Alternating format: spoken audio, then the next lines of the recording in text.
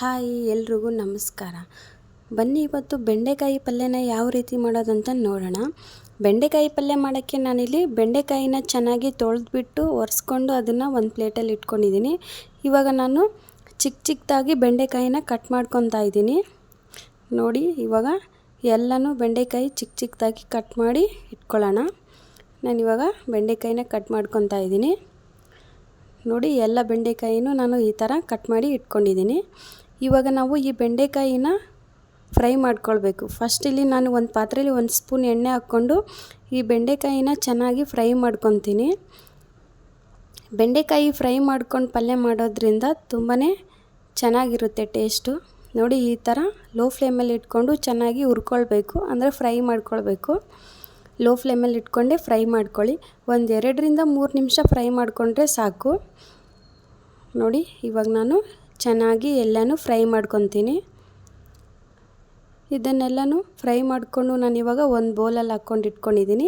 ಇವಾಗ ಅದೇ ಪಾತ್ರಕ್ಕೆ 3 ಸ್ಪೂನು ಎಣ್ಣೆ ಹಾಕ್ಕೊಂಡು ಅದಕ್ಕೆ ಸಾಸಿವೆ ಜೀರಿಗೆ ಹಾಕ್ಕೊಳ್ಳೋಣ.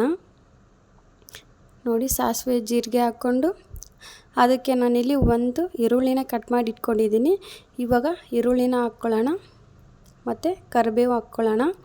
ಎರಡನ್ನೂ ಚೆನ್ನಾಗಿ ಮಿಕ್ಸ್ ಮಾಡ್ಕೊಳ್ಳಿ.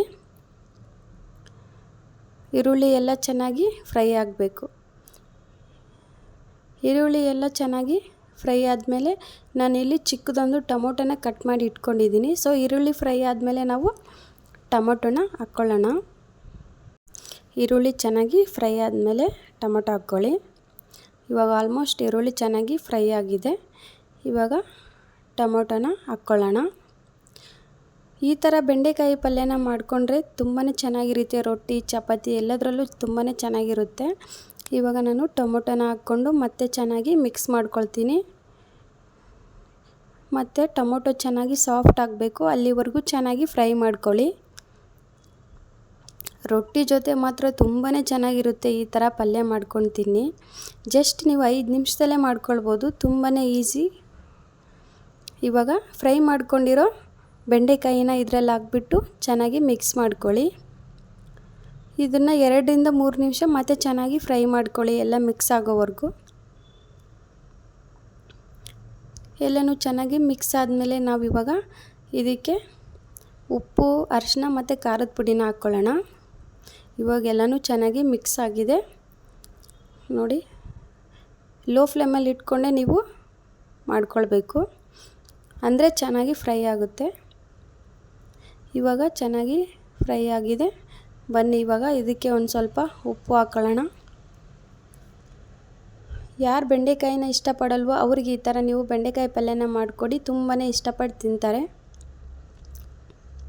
ಇವಾಗ ನಾನು ಇದಕ್ಕೆ 2 ಸ್ಪೂನಷ್ಟು ಖಾರದ ಪುಡಿನ ಹಾಕ್ಕೊಳ್ತಾ ಇದ್ದೀನಿ. ನಿಮಗೆ ಖಾರ ಜಾಸ್ತಿ ಬೇಕಂದರೆ ಇನ್ನೂ ಸ್ವಲ್ಪ ಜಾಸ್ತಿನೇ ಹಾಕ್ಕೊಳ್ಬೋದು. ನಾನು 2 ಸ್ಪೂನ್ ಹಾಕಿದ್ದೀನಿ. ಅರ್ಧ ಸ್ಪೂನಷ್ಟು ಅರಿಶಿನ ಪುಡಿನ ಹಾಕ್ಕೊಂಡಿದ್ದೀನಿ. 2 ಸ್ಪೂನಷ್ಟು ಉಪ್ಪು ಹಾಕ್ಕೊಂಡಿದ್ದೀನಿ. ಇವಾಗ ಮತ್ತೆ ಇದನ್ನೆಲ್ಲ ಚೆನ್ನಾಗಿ ಮಿಕ್ಸ್ ಮಾಡ್ಕೊಳ್ಳಿ. ನೋಡಿ, ಚೆನ್ನಾಗಿ ಮಿಕ್ಸ್ ಮಾಡ್ಕೊಳ್ಳಿ. ಬೆಂಡೆಕಾಯಿ ಮತ್ತು ಅದೆಲ್ಲನೂ ಚೆನ್ನಾಗಿ ಮಿಕ್ಸ್ ಆಗಬೇಕು. ಮತ್ತು ಚೆನ್ನಾಗಿ ಫ್ರೈ ಮಾಡ್ಕೊಳ್ಳಿ. ಇದೆಲ್ಲನೂ ಚೆನ್ನಾಗಿ ಫ್ರೈ ಆದಮೇಲೆ ನಾನು ಶೇಂಗಾ ಬೀಜನ ಹುರಿದಿಟ್ಕೊಂಡು ಪೌಡ್ರ್ ಮಾಡಿ ಇಟ್ಕೊಂಡಿದ್ದೀನಿ. ಇವಾಗ ಅದನ್ನು ಒಂದು ಸ್ವಲ್ಪ ಇದಕ್ಕೆ ಹಾಕ್ಕೊಳ್ಳೋಣ. ಶೇಂಗಾ ಪೌಡ್ರ್ ಹಾಕ್ಕೊಳ್ಳೋದ್ರಿಂದ ಪಲ್ಯ ತುಂಬಾ ಚೆನ್ನಾಗಿರುತ್ತೆ. ನಮ್ಮ ಉತ್ತರ ಕರ್ನಾಟಕದ ಕಡೆ ಯಾವ ಪಲ್ಯ ಮಾಡಿದ್ರೂ ನಾವು ಶೇಂಗಾ ಪುಡಿನ ಮಾತ್ರ ಮಿಸ್ ಮಾಡಲ್ಲ. ನೀವು ಆ ಥರ ಒಂದು ಸರಿ ಟ್ರೈ ಮಾಡಿ ನೋಡಿ, ತುಂಬಾ ಚೆನ್ನಾಗಿರುತ್ತೆ.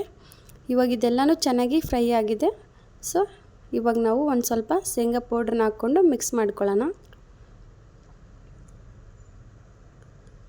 ನೋಡಿ, ಇವಾಗ ಒಂದು ಸ್ವಲ್ಪ ಶೇಂಗಾ ಪೌಡ್ರನ್ನ ಹಾಕ್ಕೊಂಡು 2 ಸ್ಪೂನ್ ಹಾಕ್ಕೊಂಡ್ರೆ ಸಾಕು. ಹಾಕ್ಕೊಂಡು ಮತ್ತೆ ಚೆನ್ನಾಗಿ ಎಲ್ಲನೂ ಮಿಕ್ಸ್ ಮಾಡ್ಕೊಳ್ಳಿ. ನೋಡಿ, ಎಲ್ಲನೂ ಚೆನ್ನಾಗಿ ಮಿಕ್ಸ್ ಮಾಡ್ಕೊಳ್ಳಿ. ಇವಾಗ ನೀವು ಸ್ಟವ್ನ ಆಫ್ ಮಾಡ್ಕೋಬೋದು. ಸೊ ಇವಾಗ ಬೆಂಡೆಕಾಯಿ ಪಲ್ಯ ಆಲ್ಮೋಸ್ಟ್ ಎಲ್ಲನೂ ರೆಡಿ ಆಗಿದೆ, ನೋಡ್ತಾ ಇರ್ಬೋದು. ಇವಾಗ ಎಲ್ಲನೂ ಚೆನ್ನಾಗಿ ಮಿಕ್ಸ್ ಮಾಡ್ಕೊಂಡು ಇವನು ಸರ್ವ್ ಮಾಡ್ಕೊಳ್ಬೋದು. ನಾನು ಇದ್ರ ಜೊತೆ ಬಿಸಿ ಬಿಸಿ ರೊಟ್ಟಿ ಮಾಡಿದ್ದೆ. ಸೊ ಇವಾಗ ರೊಟ್ಟಿ ಜೊತೆ ಇದನ್ನು ಸರ್ವ್ ಮಾಡ್ಕೊಳ್ಳೋಣ. ನೋಡಿ ತುಂಬಾ ಚೆನ್ನಾಗಿರುತ್ತೆ. ನೀವು ಈ ಥರ ಒಂದ್ಸರಿ ಟ್ರೈ ಮಾಡಿ. ಯಾರೆಲ್ಲ ನನ್ನ ಚಾನಲ್ನ ಫಸ್ಟ್ ಟೈಮ್ ನೋಡ್ತಾ ಇದ್ದೀರಾ ಎಲ್ಲರೂ ನನ್ನ ಚಾನಲ್ನ ಸಬ್ಸ್ಕ್ರೈಬ್ ಮಾಡ್ಕೊಂಡು ನೋಡಿ. ನಿಮಗೇನಾದರೂ ಈ ವಿಡಿಯೋ ಇಷ್ಟ ಆದರೆ ಲೈಕ್ ಮಾಡಿ ಮತ್ತು ಕಮೆಂಟ್ ಮಾಡಿ. ಸೊ ಯಾರೆಲ್ಲ ನನ್ನ ವಿಡಿಯೋ ನೋಡ್ತಿದ್ದೀರಾ ಅವರಿಗೆಲ್ಲ ಥ್ಯಾಂಕ್ ಯು ಸೋ ಮಚ್.